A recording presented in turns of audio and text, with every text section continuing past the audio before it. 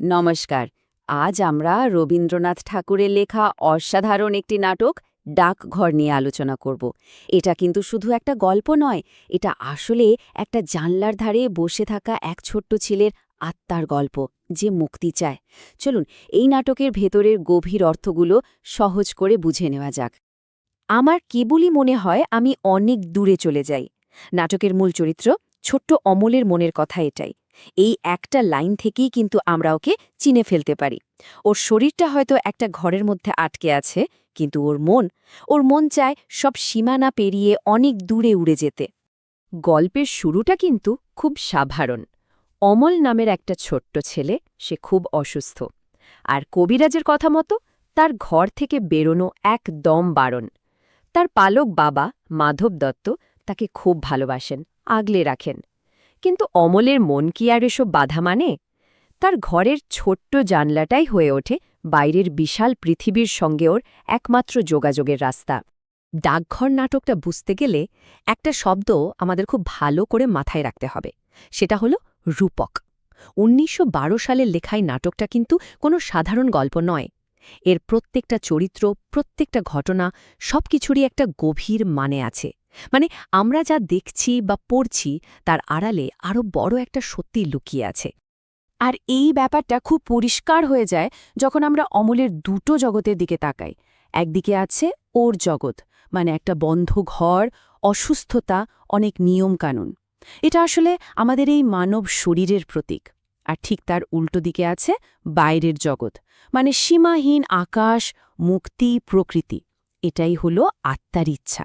শরীর আর আত্মার এই যে লড়াই, এটাই ডাকঘর নাটকের আসল কথা। তো প্রশ্ন হলো, অমল তাহলে বাইরের জগতের সঙ্গে কথা বলে কিভাবে? ওই যে বললাম, তার একমাত্র উপায় হলো ওই ঘরের জানলাটা। ওই জানলাটাই ওর কাছে গোটা পৃথিবী। আর ওই জানলার সামনে দিয়েই একে একে অনেক মানুষ আসে, যারা যেন দূর দেশের খবর নিয়ে এসে অমলের কল্পনাকে আরও রঙিন করে তোলে। কাদের সাথে দেখা হয় অমলের? দেখা হয় দুইওয়ালার সাথে, প্রহরীর সাথে, ফুল বিক্রি করা ছোট্ট মেয়ে সুধার সাথে, আর গ্রামের তুরন্ত ছেলেদের সাথে। বাইরের পৃথিবী থেকে আসা এই মানুষগুলোই হয়ে ওঠে ওর বন্ধু। প্রত্যেকেই যেন ওর জন্য বাইরে জগতের এক ঝলক তাজা হাওয়া নিয়ে আসে। যেমন ধরুন দুইওয়ালার কথা। সে যখন দুইয়ের ভার নিয়ে রাস্তা দিয়ে যায়, অমল তাকে ডাকে, আর দুইওয়ালা ওকে ওর গ্রামের গল্প শোনায়, পাহাড়ের গল্প বলে, শ্যামলী নদীর কথা বলে। এই সব গল্প শুনতে শুনতে অমলের মনটাও যেন ওই গ্রামে, ওই নদীর ধারে পৌঁছে যায়। ওরও খুব ইচ্ছে করে দুইওয়ালার মতো অনেক দূরে ঘুরে বেড়াতে। এরপর আসে সুধা, একটা ছোট্ট মেয়ে যে ফুল তুলতে যায়। সুধা হল প্রকৃতির সৌন্দর্যের একটা চিহ্ন। সে অমলকে কথা দিয়ে যায় যে ফেরার সময় সে ওর জন্য ফুল নিয়ে আসবে। এই ছোট্ট একটা কথা অমলের মনে বিরাট একটা আশা জাগিয়ে রাখে। সে অপেক্ষা করে সুধার জন্য, আর ওই ফুলটার জন্য। নাটকের গল্পটা হঠাৎ করেই একটা নতুন দিকে বাঁক নেয়। অমল জানতে পারে যে ওদের জানলার ঠিক উল্টো দিকেই রাজার নতুন ডাকঘর তৈরি হয়েছে। আর তখন থেকেই ও বিশ্বাস করতে শুরু করে যে রাজা নিজে ওকে চিঠি পাঠাবেন। এই চিঠিটা আসলে মুক্তির ডাক, অসীমের ডাক। তাহলে আসল প্রশ্নটা কি দাঁড়াচ্ছে? কে এই রাজা, আর কি বা লেখা থাকবে তার চিঠিতে? এই দুটো প্রশ্নই অমলের পুরো মন জুড়ে ঘুরতে থাকে।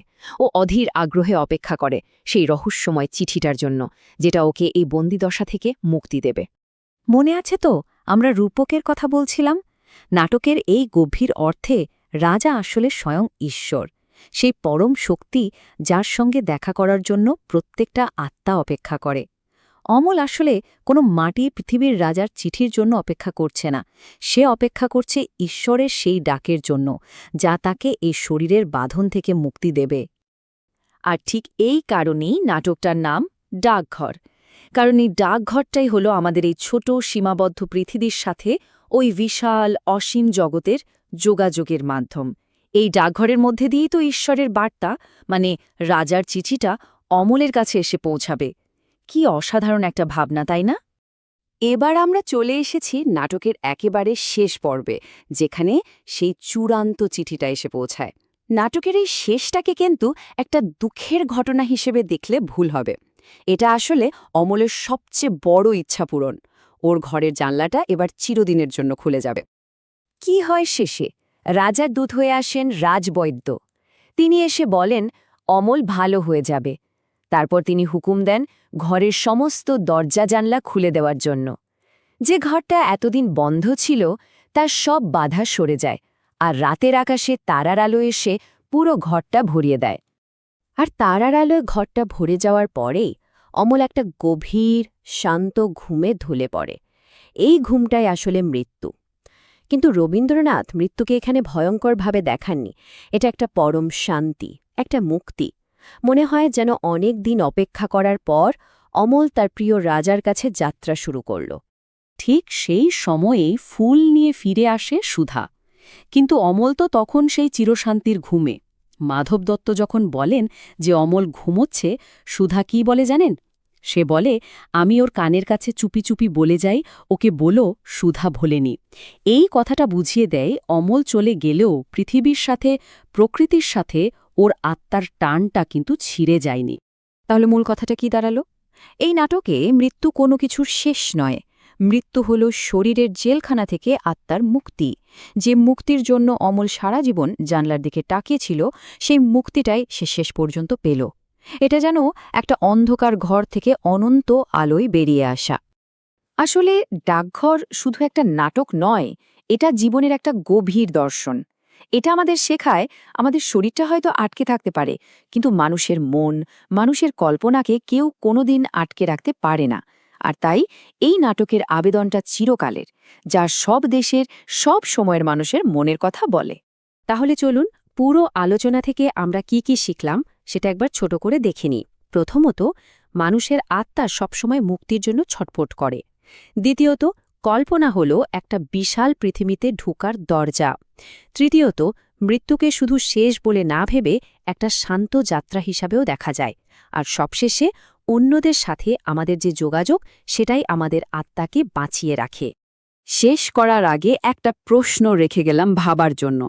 অমলের জীবনে যেমন দেয়ালের বাধা ছিল, আমাদের নিজেদের জীবনেও কি এমন কোনো দেয়াল আছে? আর সেই বাধা পেরিয়ে মুক্তির জন্য আমরা প্রত্যেকে নিজের নিজের কোন জানলা দিয়ে বাইরের দিকে তাকিয়ে থাকি, এটা একবার ভেবে দেখবেন।